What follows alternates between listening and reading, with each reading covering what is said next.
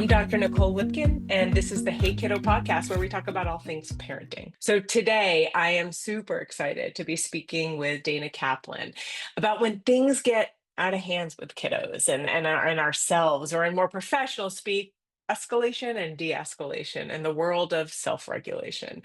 Dana is a renowned educational coach and consultant for youth and families, and she helps parents navigate the rough waters, the really rough waters of parenting life.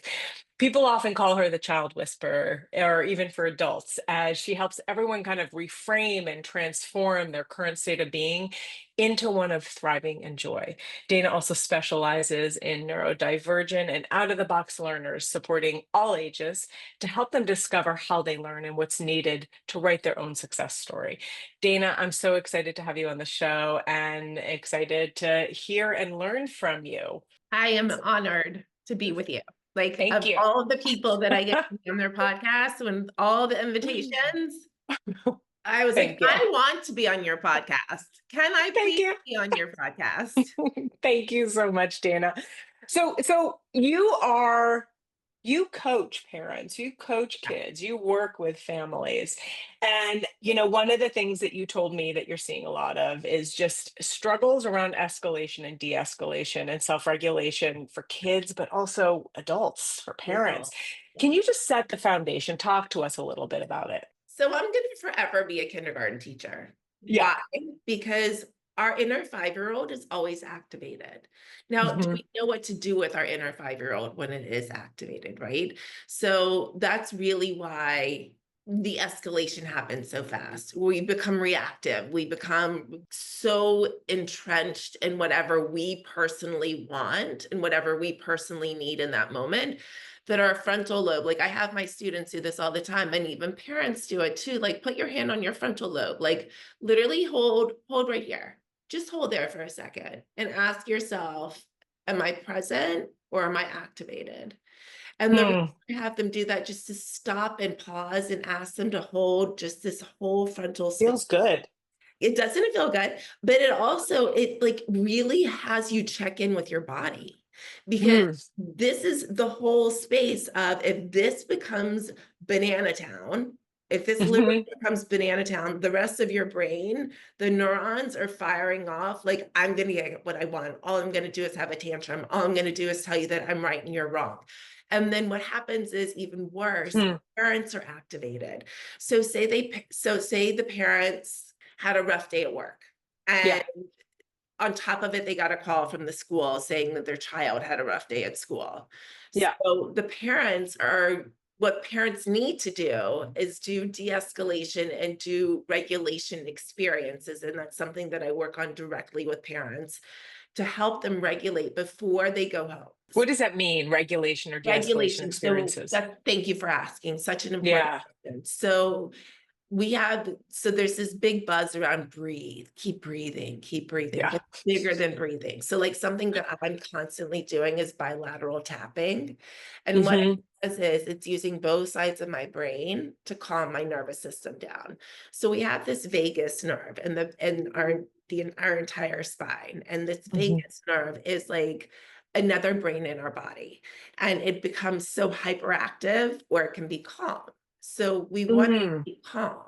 So in order to have a calming conversation with the child, or having a calming conversation with our partner or with our boss or with a colleague or whoever it is, right? Even the guy at the bodega, we want to make sure that we're able to like check in with ourselves for a second and say, am I in a space where I could have an honest conversation?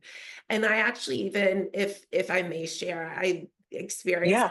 today with my mom. Like, my mom was saying something to me, and I said, to be honest with you, instead of telling me what I need to be doing, like, why don't you ask me what I need right now? And so Mm. each kids at 3, 4, 5 years old say, can you please ask me what I need right now, instead of telling me to go sit down, instead of telling me to go take a breath?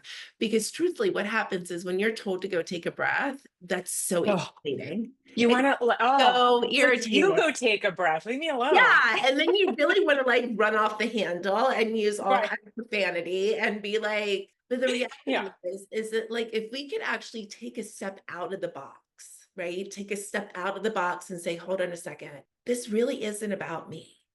This is about the person that's standing in front of me. So what do they really need right now? And if we ask them, what do you need right now? They could easily say, I need to go run around outside. I need to do 25 jumping jacks. I need to go put my hands in cold water. I need like, and what I, and all of these suggestions that I'm making are nervous system regulated activities, de-escalation, for regulation. So Okay, back up. So wait, let's go through them slowly. okay. So go run around outside, Run get that around movement. outside, jump around outside, get your face in the sun, take your shoes off, ground yourself, run around in the grass, get connected to nature. One of the best things that you can do. Another thing that I have to do with a lot of my sensory adults and kids, I have them, especially if they live in spaces where they have trees around them, they go and hug a tree and tap the tree, like Huh. tapping the tree. Because you're activating both sides with your fingertips. You're activating your fingertips, you're activating your heart, you're Hmm. activating your shoulders. Like, think about it. Like I'm hugging a tree right now. So like it's big. And Yeah. like, even if I can't hold the whole tree, like I'm touching it, I'm feeling it, I like Right. calming my nervous system. So that's why nature is so important to like regulate who you are, Okay. where you are. Another great thing to do is if you are by the beach, if you can put your feet in salt water, if you can put your feet in the sand, doing any kind of grounding experience, any kind of textural experience. Another Okay. thing that I love for kids and parents to do is to literally do push-ups against the wall because they're Hmm. pushing out their energy that no longer serves them.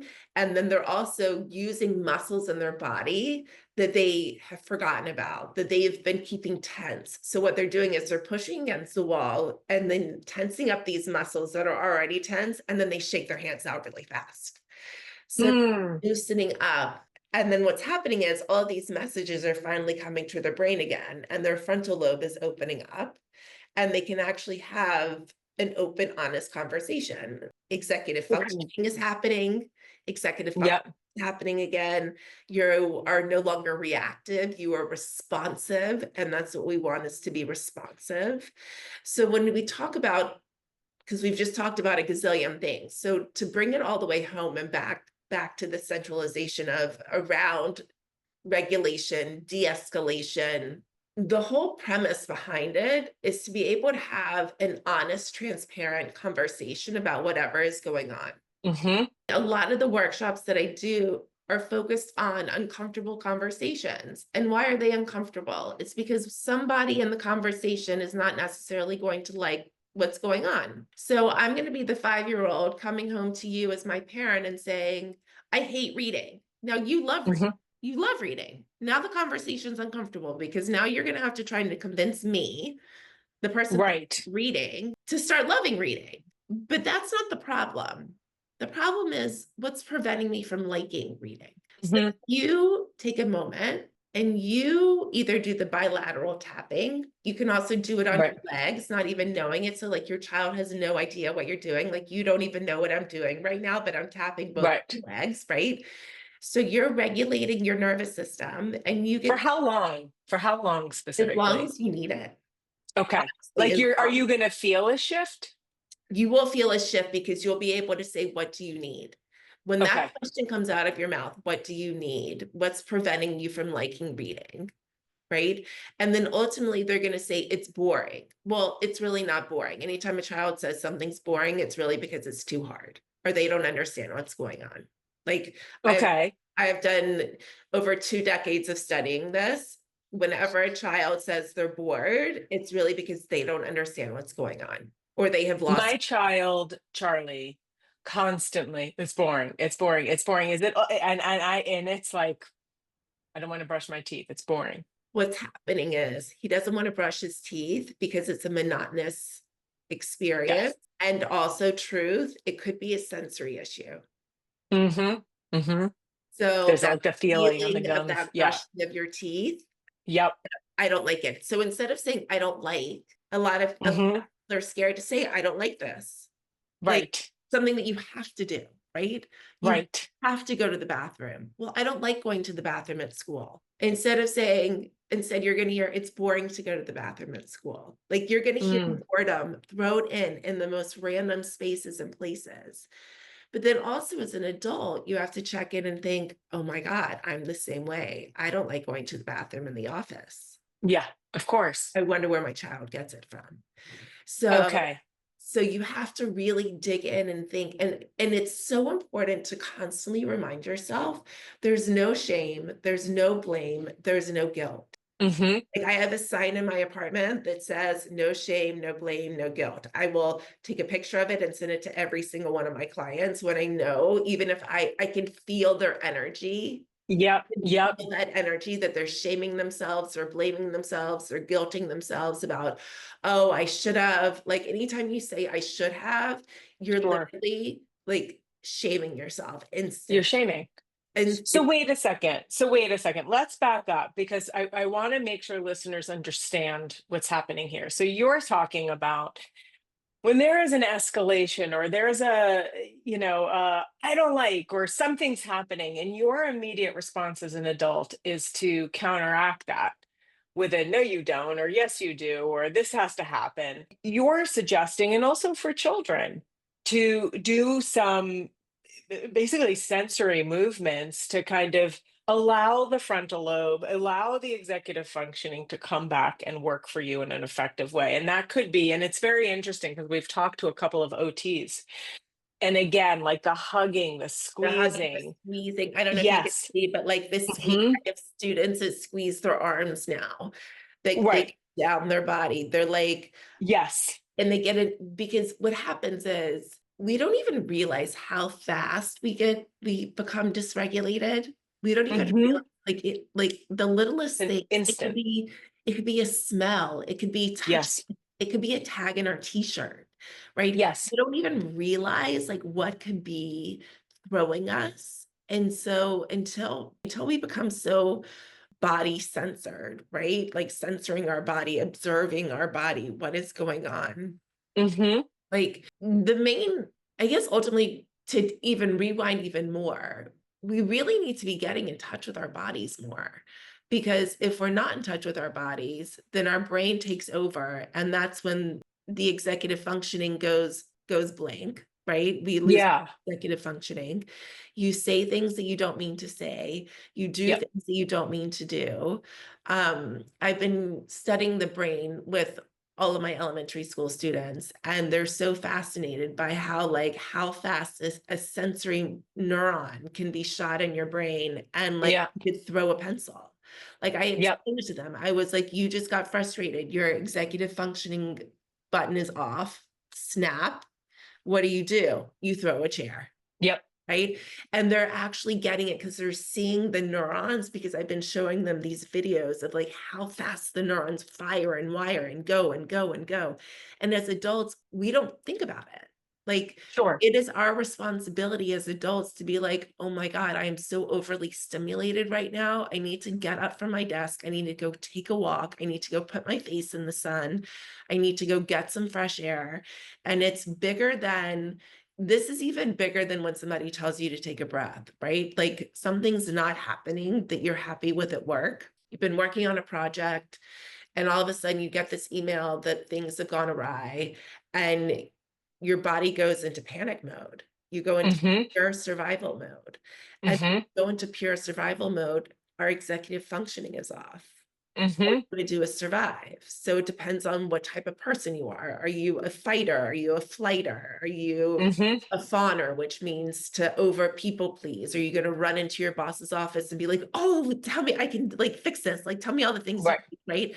Are you a flopper, which means you flop on the ground and have a total temper tantrum? I'm forgetting the fifth one, but it's like all the different ways that your body, oh, excuse me, freeze is the fifth one. Right. You freeze in the moment and like don't know what to do. Do you like hide under your desk?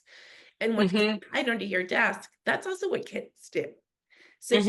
basically what you're doing is going back to the full circle. I'm always working with 5-year-olds because you never know when your 5-year-old is going to be activated. And it's you as a human being at any age As soon Right. You mean at any age you're going back to the adult or the That's child's what I'm saying. So 5-year-old? at any Yeah. age, you have to recognize, oh my God, I'm a 5-year-old again.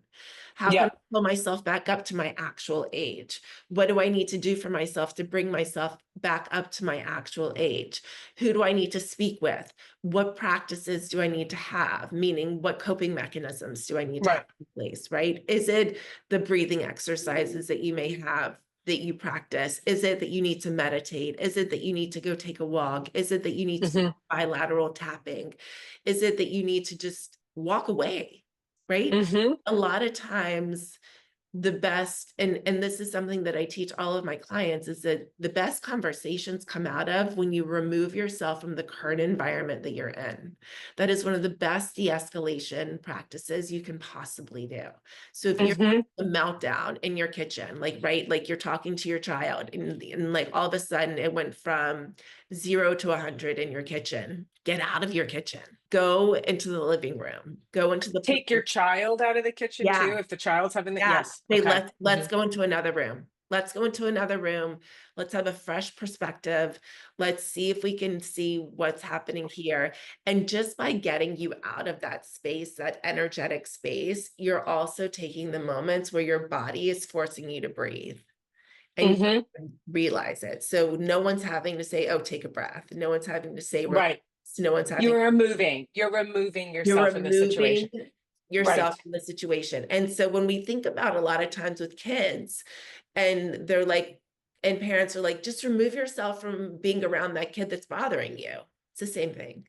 Sure. Okay. But instead you're doing it together. So let's say you teach your child tapping, putting hands in cold water, hugging a tree for city folks, maybe running around, Yeah. whatever it might be. And the child doesn't de-escalate, or That's when, you don't de-escalate, but let's start with the child first. okay. So I love this question. This is when you look at the child and say, I love you so much. I love you. I love you so much. Like literally get so close to them, not touching them. Say, I love you. Put your hands on their shoulders or take their hands and say, I love you. I think it would be best if you took some time by yourself. Where would you like to do that? Love that. Okay, you're not saying go to your room. Hmm. You're not saying go anywhere. You're asking them. Again, the whole process of de-escalation is asking somebody else, what do you need right now? And they could easily say, I don't know. And when they say, I don't know, say, what if you did know? What if you did know? Like I have sat in more meetings and saying to parents and kids, what if you did know? And the responses that come out are magical. They're Like absolutely, what? they're Like what? magical. It's like recently I was in a parent teacher conference and the parent was like, my child just keeps saying that they're so bored in class and they don't know why. And I said, well, have you asked them if they did know? And Hmm. finally it came out that they're not focused. They could identify they weren't And I focused. knew why. I knew Yeah. why, what was happening in class. And I cannot diagnose someone. So Yep. I can encourage a parent to go and speak with their pediatrician. I can encourage a parent to go and have a neuropsych if they're concerned about something going on with their child, right? But I cannot say your child has ADHD or your child is on the spectrum or your child Right. has dyslexia, right? I am not legally allowed to say that. Right. As an educator for over 2.5 decades, I have seen the gamut. I've sat on the board with top neurologists, like helping them diagnose kids. So like I know the signs. So when you ask your child, what do you think you need? It actually again gives them that opportunity to take the onus back onto them to hold themselves accountable to be like, I don't think I'm really focused. I don't think I actually am hearing Okay. half the things you're saying to me. But what if they're saying, what if you say, okay, what do you think you need? And they say, I don't know. And then you say, what if you did know? And they still say, I don't know. Like, where do you, what is the next way The that you next help them? the next way is when you say to them, I think right now is some great time for you to have some alone time. Where would you like that alone time? Okay. Again, you're not telling them where to go because some kids may not want to make their bedroom their alone time space. They may not want to attribute freak out zone, right? With Like, that. Yeah. yeah, Hmm. like survival mode zone with their bedroom. It's a Like great point. Like some kids may have a stuffy in their room. Like I have an 18-year-old that has, I forgot what they're called, but they're like the new rage for kids, plushimals or something, like Oh, let's mushimals, marshmallows. marshmallow. Yes, Yes, yes, I just call yes. them, I What call is them it? marshmallows, but I don't really They're know what like they're called. smush, smush. But I do you don't know know. what I'm talking I about? know what you're talking They're about. like The squeezy, smushy like, ones. yes, you Yes. hold on to them and it's like they're this big. They're this big. Yes. And then as soon as you hold on to it, it deflates into your body and they're so Yes. soft It's and amazing. amazing.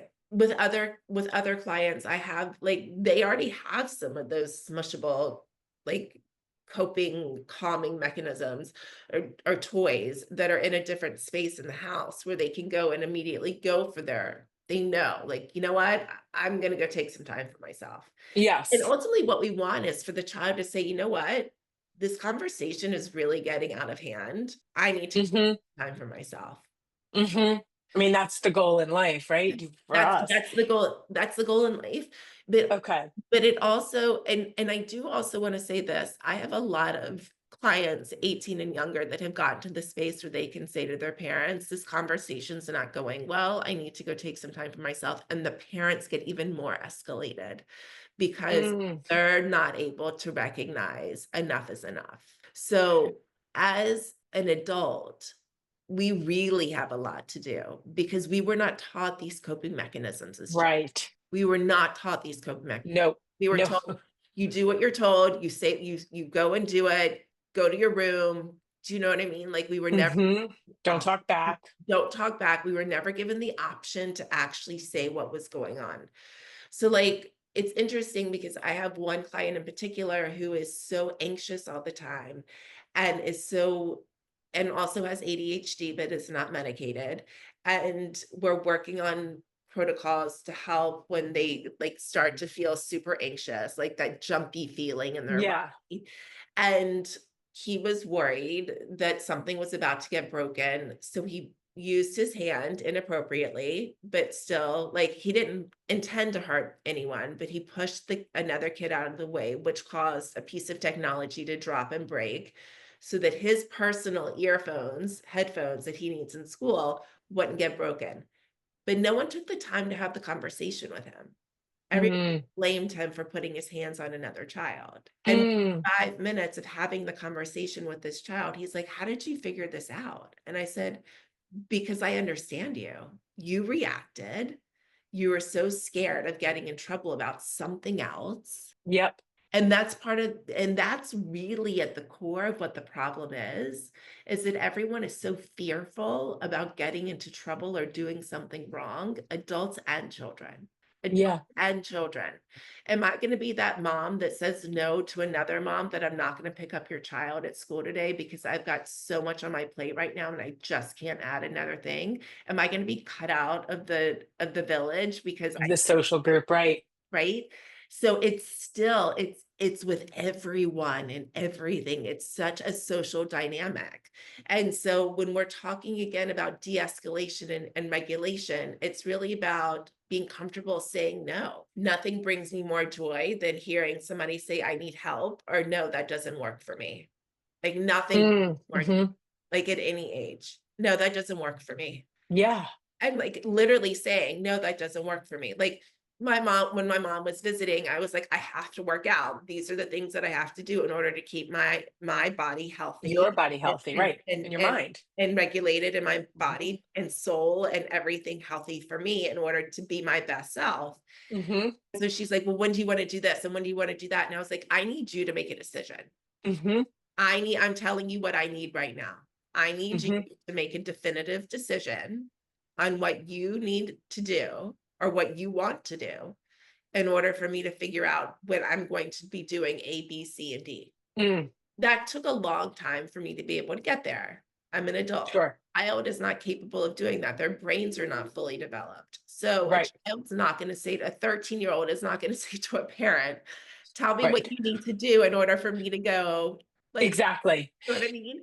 So that's Sure. why it's so important for the adult to be like, hold on a second, am I taking care of myself? Why am I getting so dysregulated so quickly? Why am I so irritable all the time? Am I sleeping enough? Am I eating properly? Am I Right. exercising? Am I having enough alone time? Am I having enough social time? Right. Am I only going from work to family to bed? Like, am I a robot? Do you know what I mean? Like, Yep. asking yourself all these really important questions, and they're probably gonna elicit a lot of emotion, and Yeah. I want them to, right? If they Yep. elicit emotion, then that means Yep. you're really getting in touch with yourself, and you're really thinking about, "Hold on a second, something's gotta change." Right. And that's really what it comes down to in order for self-regulation and for de-escalation to happen. You personally have to know what you need to change in order for the big picture. Right. And to change that dynamic. I want to go back. This is solid gold stuff. Bringing in like 1970s, 1980s TV shows, solid gold.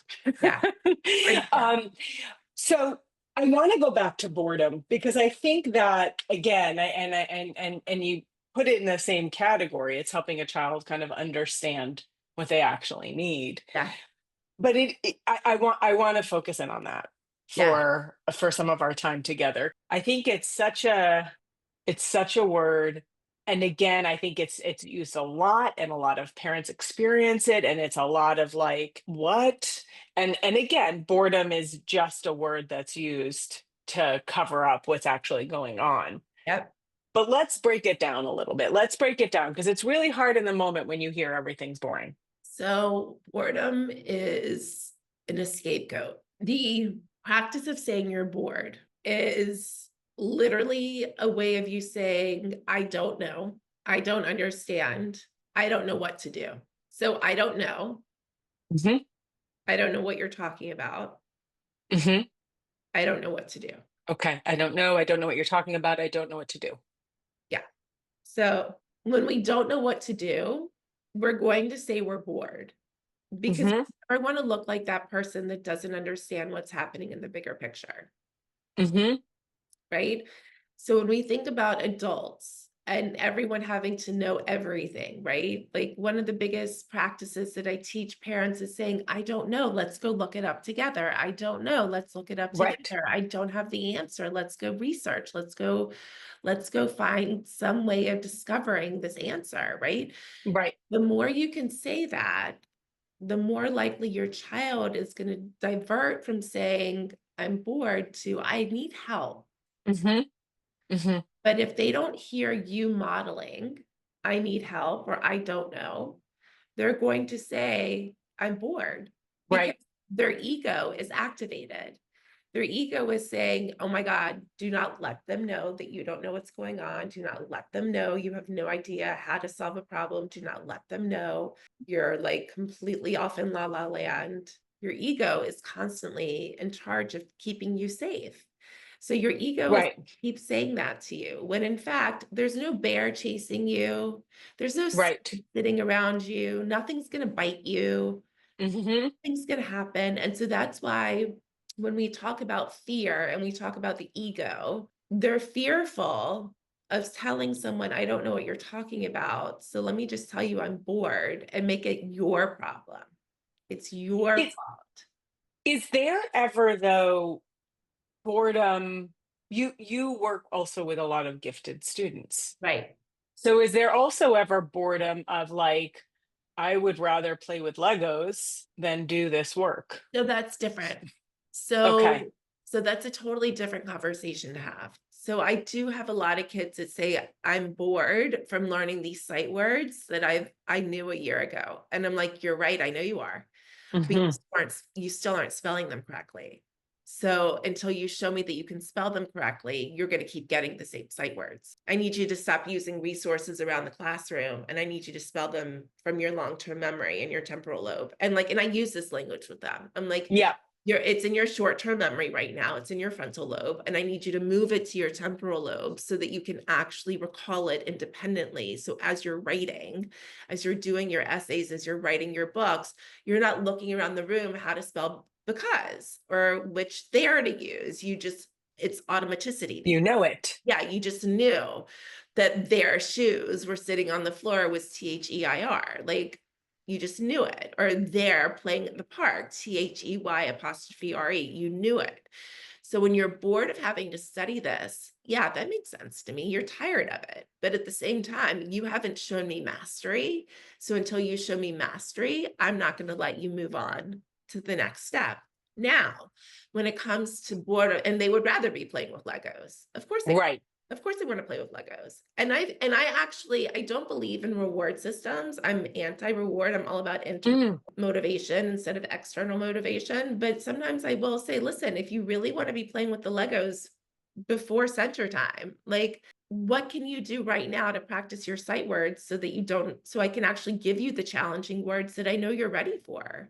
Like you're mm, on this reading level that justifies me giving you more challenging words, but you're not spelling the words correctly because you're rushing. So how can we find this balance between what needs to happen and what you want to do? So I really give a lot of opportunities for accountability, for autonomy, mm. for the opportunity to really catch and say, you know what, you're right. I've been rushing in my work. Right. So what let me ask you this question because it's very interesting. You're an educator. Kids that have you are really lucky because of how you teach and how you think about the family unit and how you think about child development in the brain and all of that.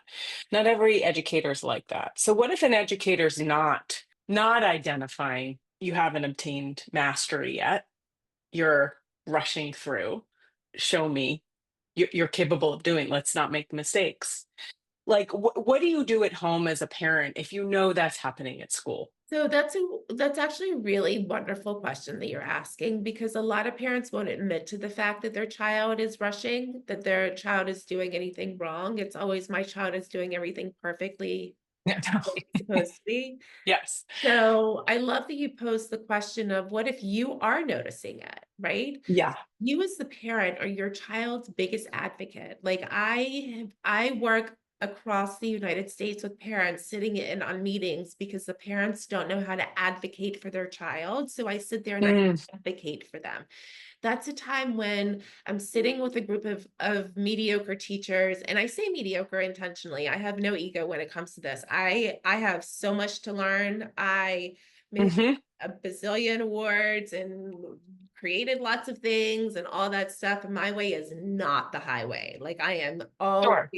always wanting to Sure. learn. I love learning from my colleagues. I love getting it wrong. Like love it, Yep. not the norm. With that being said, when I'm sitting in a room and I'm trying to help parents advocate for their kids, it's so important when a teacher says, well, they just don't know A, B, and C. And I say to them, well, what other practices have you done to try and help them with A in order to get them to B and C? Mm, Have you done to make sure? Because if they don't know A, but you're saying they understand B, you need to go back and do something to make sure that they've comprehended A. So let's just use an example of base 10 for math, right? They know how to make combinations of 10, but they don't know how to count by twos. Well, if you know how to make 6 and 4, obviously those are even numbers. Or if you know how to do 3 and 7, those are obviously odd numbers. Have you taught mhm. about even and odd? Have you talked to them about skip counting? Have you gotten a picture of like literally a line chart of 10 and shown them how to skip by twos? Mm, They've gotten to B and they can do all kinds of combinations of 10, but they have no idea how to see number patterns. Then that's mm. a problem. Right. That's Right. a Right. problem. Right. Right. Right. So the parent is saying, hold on a second. My child can do all these combinations of 10, but they're still not understanding number patterns. They go to the teacher and say they're not understanding number patterns. And the teacher may say, oh, don't worry about it. They're going to get it in time. Totally going to get it in time. Well, I step in and say, no, these are 3 practices that you need to be doing with your child Mm, in order to mhm. make sure that they get the number patterns. Because if they don't understand the number patterns, they've memorized the combinations of 10 and they don't really understand it. They haven't Right. conceptualized it. They're not going to be able to take it now to the 20s or the 30s or the 40s, right? Right. Even when you get into the hundreds or thousands place value. So it's really important that parents say, hold on a second. My child understands something. but they're missing this whole other concept. So I need to go and let the teacher know. And if the teacher keeps saying they're going to get it when they get it, they're going to get it when they get it, we keep reviewing it. We're going to review it. We're going to spiral. We're going to spiral. Like these are all terms that teachers like to use. We're going to spiral. They're going to get it again. They're going to see it again in a review. Like I am of the mindset where it's like, no, give me work to do with my child at home because they're not getting it at school. Or personally, I sit down and make sure with the child, I create their own center for them, and then I give them their activity Right. they need. I also do this with 15, 16, 17-year-olds that are Sure. dealing with algebra. Like they Sure. understand one concept in algebra, but they're not understanding other concepts in The algebra. begin. Right. Right. Right. And Right. so I create different modalities for them so they can use what they know to help them solve for what they don't know. And So that's you're just talking about advocacy, and if you can't get it in school, you've got to to do it. support at home, right? You've got So to do so it. Dana, let me. We're coming to a close. If you were to pick, if there are 3 to 5 things that you want our listeners walking away with, what are the 3 to 5 things you want them walking away with? Oh my God, that's like asking me like, I know. I know. I'm gonna play a game with myself here. I'm gonna play Okay. this with myself, and I'm gonna pick three Okay. because I could list a A gazillion. million. Pick three. Yes. Number one, always talk with your child. Always, always, always talk with your child. If you see them becoming a recluse, if you see them backing down, if you see them pulling away, if you see them, their moods changing, always talk with your child. Always make time for your child. No party, no gala, no work function is more important than the functionality of your child. We must make sure we're paying attention to children to make sure that they do not go down the route of hurting themselves. I am a huge advocate and staunch believer that if you talk to your children and you know exactly what's going on with your children, 90% of the time, you're preventing suicide, you're preventing alcoholism, you're preventing any kind of addiction with drugs, you're going to prevent them from playing with drugs.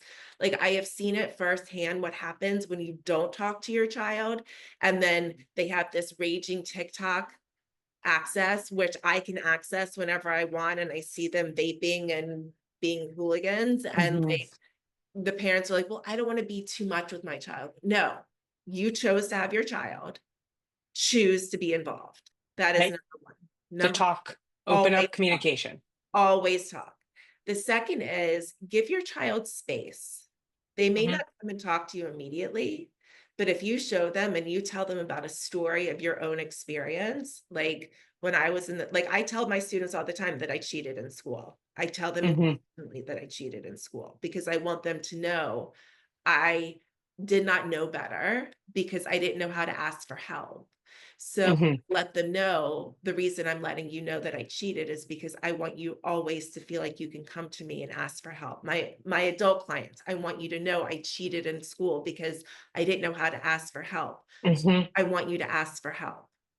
Bottom line, like always give space so that you can Yep. to have those uncomfortable conversations. And I think most importantly is let your child be on their own journey. Mhm. Let your child be on their own journey. You are a participant. You are invited into their journey. Yes, you chose to create this beautiful being. You created this beautiful being. But now they are in their own life. They may not be able to tell you they're hungry. They give you the signs, they cry. They may not tell you what's going on. They give you the signs, they cry. But they're still inviting you into their own journey. They're still saying Mhm. to you, I want you to be part of my life. And that is something that's so important that parents need to realize that it's not your chance to have a do-over in life. Mhm. You already had all these social experiences. Like, let your child have their own time.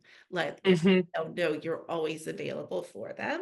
But don't feel like you need to be the house where you have these big parties because Right. party with your kids, or like Right. don't feel like you're not disciplining your child because they stayed out later than curfew and like you don't want to be that hard parent. Like you have to remember that boundaries, which comes into the journey piece, boundaries and letting your child be on their own journey are so important because they're intertwined.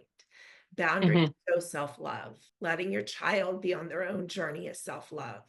So having boundaries and making sure that you guys are copacetic, like that you really are having that transparent communication is so important. Great. Dana, thank you so much. This was super, super insightful. And I want to say something as a psychologist to your first point. I want to clarify that like kids still might do things that are harmful to themselves, even if you have open communication and even, Yes.